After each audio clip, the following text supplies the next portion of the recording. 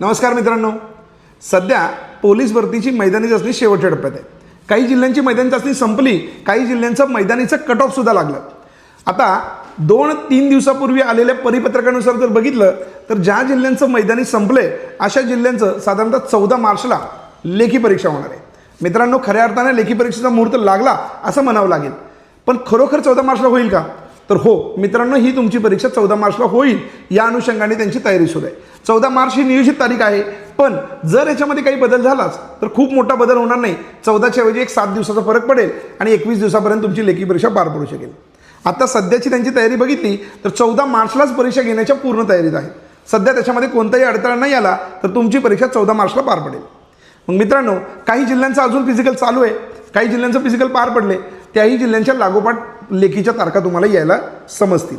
एकाच दिवशी लेखी परीक्षा होणार ही गोष्ट खोटी ठरली आहे. एका दिवशी लेखी परीक्षा होणार नाही. जसं तुमचं मैदानी पार पडायला लागले त्याच पद्धतीनं लेखी परीक्षेच्या तारखासुद्धा येतील. आता मुंबईसारखा एखादा मोठा जिल्हा वगळला म्हणजे जिथं जास्त जागा होत्या, अर्जांची संख्यासुद्धा जास्त होती, अशा जिल्ह्यांची लेखी परीक्षा थोडी उशिरा होईल. पण मुंबई, पुणे असे जिल्हे वगळता बाकीच्या सर्व जिल्ह्यांची परीक्षा मार्चमध्ये अटपायला हरकत नाही आहे. ओव्हरऑल बघितलं तर मार्च 14 किंवा मार्च 21 याचा विचार केला तर महिना अखेरपर्यंत, मार्च महिना अखेरपर्यंत सगळ्या जिल्ह्यांच्या लेखी परीक्षा पार पडतील. मग मित्रांनो, आपण फिजिकलला चांगली कामगिरी बजावली आहे, फिजिकलमध्ये चांगले मार्क आहेत, तुम्हाला कॉन्फिडन्ससुद्धा आला आहे की आपण या मेरिटमध्ये बसणार. काही जिल्ह्यांचं मेरिटसुद्धा लागलं आहे. काही जिल्हे ऑलरेडी, काही जिल्ह्यांच्या मेरिटनुसार काही विद्यार्थी ऑलरेडी मेरिटमध्ये बसलेत, लेखीसाठी पात्रसुद्धा ठरलेत. मग मित्रांनो, उरलेल्या दिवसांमध्ये लेखीची तयारी कशी करावी किंवा उरलेल्या दिवसांमध्ये लेखीमध्ये चांगले गुण मिळवण्यासाठी नेमकी कोणती स्ट्रॅटेजी राबवायला पाहिजे, मित्रांनो याच विषयांवरती मी डिटेल बोलणार आहे. व्हिडिओ शेवटपर्यंत बघायला विसरू नका.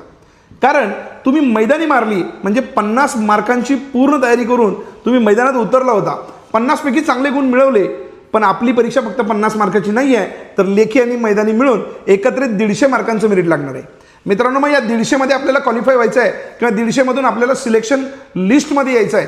याच्यासाठी ह्या 150 पैकी किती गुणांची गरज आहे? मागच्या वर्षींचे काही कट ऑफ बघितले तर किती मार्क्स मिळवणं आपल्याला गरजेचं आहे हे तुम्हाला कळून जातं. साधारणपणे आता जे विद्यार्थी मैदानी पार करून लेखीसाठी पात्र ठरत आहेत त्यांचा जर विचार केला, एक जागासाठी 10 विद्यार्थ्यांना क्वालिफाय केले. काही ठिकाणी तर समान गुण आहेत याचा विचार करून 10च्या ऐवजी 12-15 विद्यार्थ्यांना क्वालिफाय केले. मग तुमची जबाबदारी काय आहे? लेखी परीक्षेला ह्या 15 विद्यार्थ्यांमधून तुम्हाला अव्वल म्हणजे पहिल्या स्थानावरती यायचं आहे, तेव्हा तुमची पोस्ट निश्चित होणार आहे.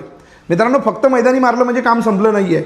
काही लोकांचा असा आत्मविश्वास होता की माझी मैदानी चांगली आहे, मी 100% लेखी मिळवणार आहे, मी 100% पोस्ट मिळवणार आहे. काही लोकांचा असा आत्मविश्वास होता की माझ्याकडे लेखीचं चांगली तयारी झाली आणि मी 100% यावर्षी पोस्ट मिळवणार आहे. तर मित्रांनो, साधारणपणे जर विचार केला, लेखी आणि मैदानी ह्या दोघांची सांगड घालता आली अशा विद्यार्थ्यांना खऱ्या अर्थाने पोस्ट मिळणार आहे. काही विद्यार्थी मैदानीमध्ये काटावरती पास होतात पण पोस्ट घेताना दिसतात. काही विद्यार्थी मैदानीमध्ये आउट ऑफ मार्क मिळवलेत पण पोस्टपासून वंचित राहिलेले बघायला मिळतात. तर मित्रांनो, आपल्या बाबतीत असं व्हायला नको असं वाटत असेल तर उरलेल्या दिवसांमध्ये खरोखर अभ्यासाचं प्लॅनिंग करा, अभ्यासाचं नियोजन करा, योग्य स्ट्रॅटेजी राबवा. 100% यावर्षी भरतीमध्ये तुमची पोस्ट निश्चित होऊ शकते. आता अभ्यासाचं नियोजन, स्ट्रॅटेजी म्हणजे काय? मित्रांनो, सरळ आहे. आता आपल्या हातात दिवस किती आहेत? जर विचार केला 14 मार्चला परीक्षा होणार आहेत तर 12 ते 13 दिवस आपल्या हातात आहेत. आणि जर 14 मार्चला परीक्षा नाही झाली, 21 मार्चपर्यंत गेली तर जास्तीत जास्त 15 ते 18 दिवस आपल्या हातात आहेत. मग मित्रांनो, या 15-18 दिवसांमध्ये, या 20 दिवसांमध्ये असं काय करायचं आहे ज्याच्यामुळे आपल्याला परीक्षेमध्ये यश मिळणार आहे? मित्रांनो, जर तुम्हाला पोस्ट मिळवायची असेल तर मला असं म्हणायचं आहे, शेवटच्या या दिवसांमध्ये तुम्ही जर सुरुवातीपासून सगळा अभ्यास करतो म्हणला तर आपल्याकडे वेळ अपुरी आहे. मग या शेवटच्या दिवसामध्ये नेमकं प्लॅनिंग काय करायचं आहे? आपण जे पूर्वी वाचले त्याच्यामध्ये फक्त परफेक्शन आणायचं आहे, ॲक्युरेसी लेवल वाढवायची आहे, त्याच्यासाठी नियोजन करायचं आहे. मग हे नियोजन करताना अभ्यासाची मूळ दिशा काय असेल? तर मित्रांनो, उरलेल्या या दिवसांमध्ये तुमच्याकडे 12 दिवस असू देत, 15 दिवस असू देत, प्रत्येक दिवशी किमान 2 प्रश्नपत्रिका सोडवा. मग या 2 प्रश्नपत्रिका PYQ असल्या तरी चालतील, तुमच्याकडे असलेले सरावाचे पेपर असतील तरी चालतील. पण हे 2 प्रश्नपत्रिका सोडवत असताना तुम्ही वेळेवर व्यवस्थित नियोजन करून टायमिंग लावून परीक्षा सोडवा. योग्य वेळेचं नियोजन करता यायला पाहिजे. आता टायमिंग लावून सराव पेपर सोडवायचा म्हणजे काय? खरोखर टायमिंग लावले, OMR शीटचा वापर करा. जे काय तुम्ही प्रश्न सोडवत आहे ते OMR शीटमध्ये रंगवा, त्याचे वर्तुळ गोल करा आणि मग आपला पेपर वेळेत कव्हर होतो का बघा.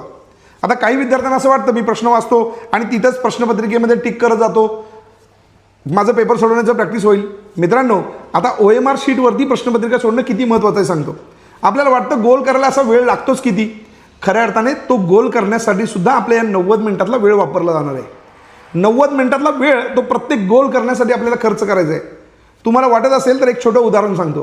तुम्ही आज हवं तर काय करा, 1 पासून 100 पर्यंत फक्त गोलच रंगवा.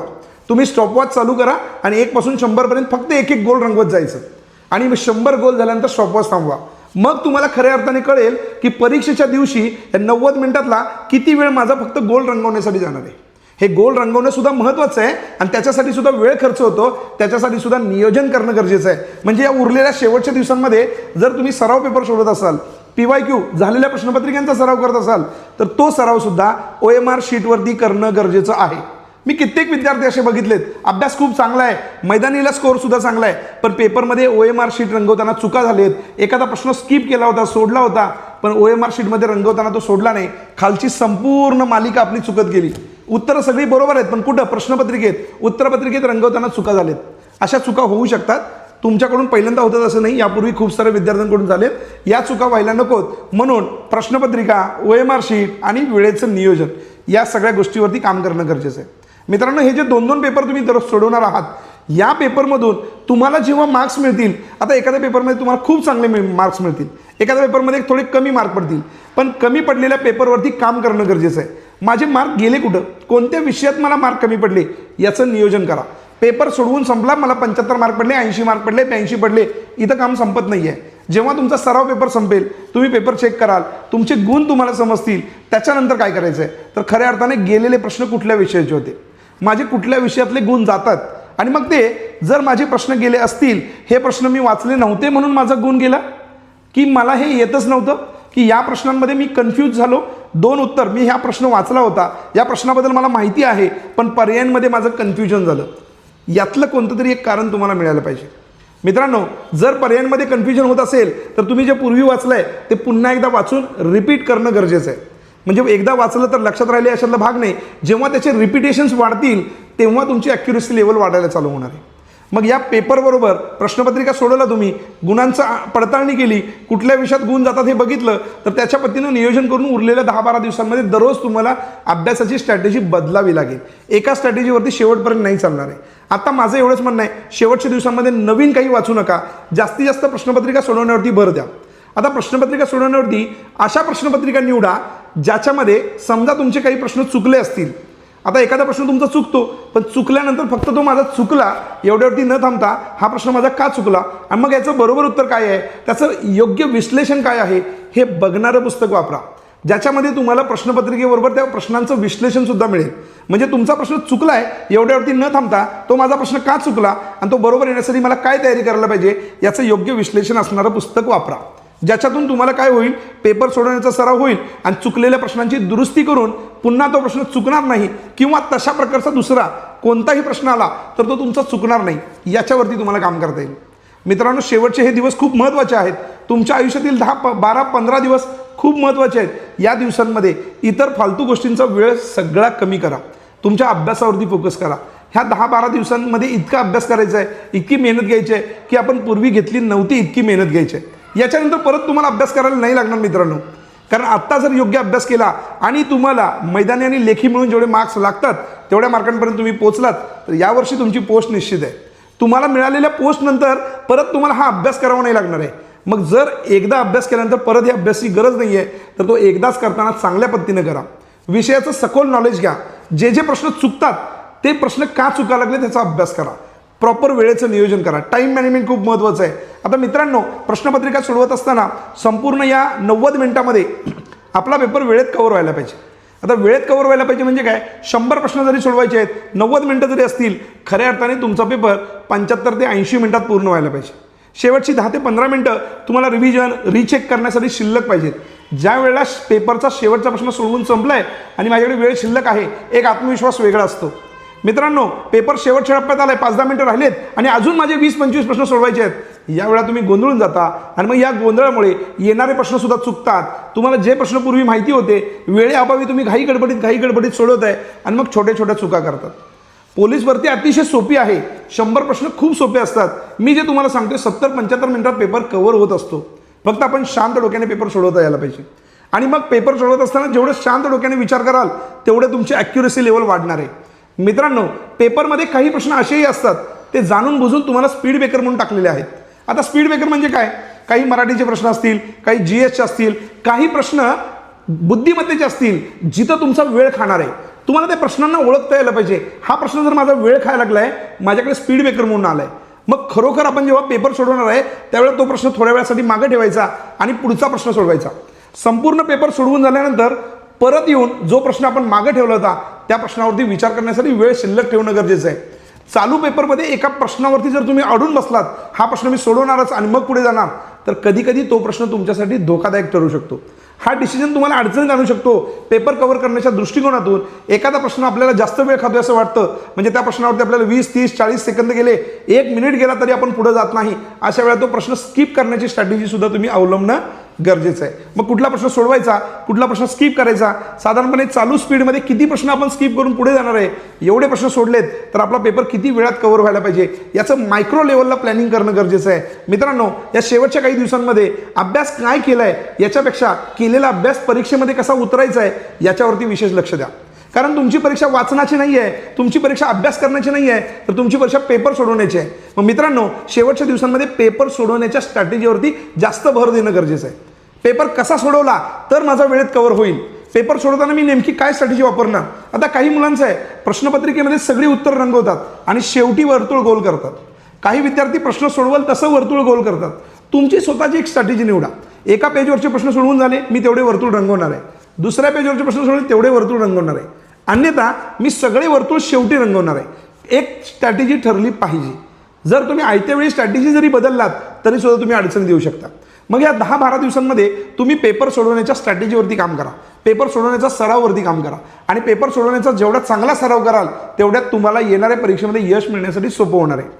शेवटच्या दिवसांमध्ये खूप मोठी मोठी पुस्तकं वाचण्यामध्ये वेळ खर्च करू नका. साधारणपणे सराव प्रश्नांवरती भर द्या. तुम्ही पूर्वी जे काय वाचले त्याच्या काही शॉर्ट नोट्स बनवले असतील तर त्या शॉर्ट नोट्सवरती भर द्या. आणि मराठीसारखा जो विषय आहे त्याच्यामधले संधी, समास किंवा प्रयोग ह्यासारखे जे टॉपिक आहेत त्या टॉपिकच्या नियमावरती भर द्या. त्याचे नियम पुन्हा एकदा शेवटच्या टप्प्यामध्ये रिव्हिजन करा. मराठीमध्ये जर विचारलं तर काळ या टॉपिकवरती वारंवार प्रश्न येतात. आपल्याला काळ ओळखता यायला पाहिजे, एखाद्या वाक्याचा काळ बदलता यायला पाहिजे, त्याची नियमावली व्यवस्थित समजून घ्या. मित्रांनो, शेवटच्या टप्प्यामध्ये मराठीचा शब्दसंग्रहावरती भर द्या. समानार्थी शब्दांवरती विशेष लक्ष द्या. कारण विरुद्धार्थी शब्दांमध्ये एका शब्दासाठी एकच विरुद्धार्थी शब्द बघायला मिळेल, पण समानार्थीमध्ये एकापेक्षा जास्त शब्द एकाच अर्थाचे बघायला मिळतात. काही शब्द आपल्या वाचनातले असतात, काही शब्द आपण वाचलेले नसतात. त्यामुळे समानार्थी शब्दांचा अभ्यास वाढवणं खूप गरजेचं आहे. मराठीमध्ये शब्दसंग्रह खूप महत्त्वाची भूमिका पार पाडताना बघायला मिळतो. त्यामुळे माझं म्हणणं आहे, शब्दसंग्रह आहे, त्याच्यामध्ये म्हणी येतील, वाक्यप्रचार येतील, एका शब्दासाठी अनेक शब्द आहेत, समूहदर्शक शब्द आहेत, गृहदर्शक शब्द आहेत. मराठीच्या अभ्यासामध्ये या गोष्टींवर विशेष भर द्या ज्याच्यावरती वारंवार प्रश्न येतात. गणित आणि बुद्धिमत्तामध्ये शेकडेवारी असेल, नफातोटा असेल, वेळवेग अंतर, काळकाम वेग हे टॉपिक जास्त महत्त्वाचे आहेत. या विषयांवरती भर द्या. गणित आणि बुद्धिमत्ताचे संपूर्ण टॉपिकच्या टॉपिक रिव्हिजन करण्यापेक्षा शेवटच्या टप्प्यांमध्ये प्रत्येक टाईपचा एक एक प्रश्न फक्त सोडवत चला. सगळा टॉपिक रिवाईज करण्यापेक्षा त्यातली महत्त्वाची सूत्र फक्त बघा. कुठला प्रश्न आला तर तो मांडायचा कसा. एखादा प्रश्न आपण वाचतो, तो प्रश्न आपल्याला सोडवता येतो, पण तो प्रश्न कमी वेळेत सोडवण्यासाठी काय करायला पाहिजे याच्यावरती विशेष लक्ष द्या. तुम्ही हे प्रश्न पूर्वी सोडत असताना कुठली स्ट्रॅटेजी वापरली होती, कुठला शॉर्टकट वापरला होता, योग्य मेथड काय आहे, याचं नेमकं सूत्र काय आहे, ह्या गोष्टी एकदा शेवटच्या टप्प्यामध्ये रिव्हिजन करा. शेवटच्या टप्प्यामध्ये रिव्हिजन करणंच महत्त्वाचं आहे. नव्याने काही वाचू नका. आणि करंटसारखे जे प्रश्न आहेत, जर तुम्ही करंटची तयारी करत असाल तर करंटसाठी पाठीमागच्या 1 वर्षभरामध्ये झालेल्या सगळ्या चालू घडामोडीवरती प्रश्न विचारले जातात. पण मित्रांनो, चालू घडामोडीवरती किती प्रश्न येतात, त्याचा किती वेटेज द्यायला पाहिजे आणि त्याच्यासाठी किती वेळ खर्च करायला पाहिजे याचं नियोजन करणं खूप गरजेचं आहे. चालू घडामोडीचे प्रश्न आपल्याला घेणं गरजेचं आहे, त्याच्याशिवाय आपण मेरिटमध्ये दिसणार नाही. त्यामुळे चालू घडामोडीवरती पण वेळ खर्च करा, पण किती वेळ खर्च करायचा हे खूप महत्त्वाचं आहे. साधारणतः 1 वर्षभरातल्या चालू घडामोडी, क्रीडाविषयक जे काही स्पर्धा आहेत त्याचे झालेले सामने, विजेते संघ, स्पर्धा कुठं भरल्या, त्याचबरोबर सन्मान, पुस्तक आणि त्याचे लेखक याच्यावरती विशेष लक्ष द्या. शेवटच्या टप्प्यामध्ये या काही महत्त्वपूर्ण गोष्टी तुम्ही केलात तर पेपर तुमच्यासाठी अतिशय सोपा आहे. पोलीस भरतीचा पेपर सोपा असतोच, फक्त त्या पेपरला सामोरे जाण्याची आपली तयारी पाहिजे. आणि मित्रांनो, तुम्ही इथंपर्यंत बाजी मारली आहे, मैदानी चांगल्या पद्धतीने कव्हर केले, चांगले मार्क्स मिळवलेत आणि मैदानीच्या क्वालिफाईड लिस्टमध्ये तुमचं नाव आले, ही खूप चांगली तयारी आहे. त्याच पद्धतीने तुम्ही सुद्धा उरलेल्या दिवसांमध्ये लेखीची सुद्धा तेवढीच चांगल्या पद्धतीने तयारी करा. आत्मविश्वास राखून ठेवा शेवटपर्यंत. तुमचा आत्मविश्वास तुम्हाला तुमच्या यशापर्यंत घेऊन जाणार आहे आणि तुम्हाला यावर्षी येणाऱ्या भरतीमध्ये 100% यश मिळणार आहे. तुम्हा सर्वांना येणाऱ्या लेखी परीक्षेसाठी खूप साऱ्या शुभेच्छा. पोलीस भरतीमध्ये यानंतर येणाऱ्या सर्व काही अपडेट्स आपल्या चॅनलवरती तुम्हाला बघायला मिळतील आणि त्या अपडेट्स तुम्हाला योग्य वेळेत मिळण्यासाठी चॅनलला सबस्क्राईब करायला विसरू नका. जय हिंद, जय महाराष्ट्र.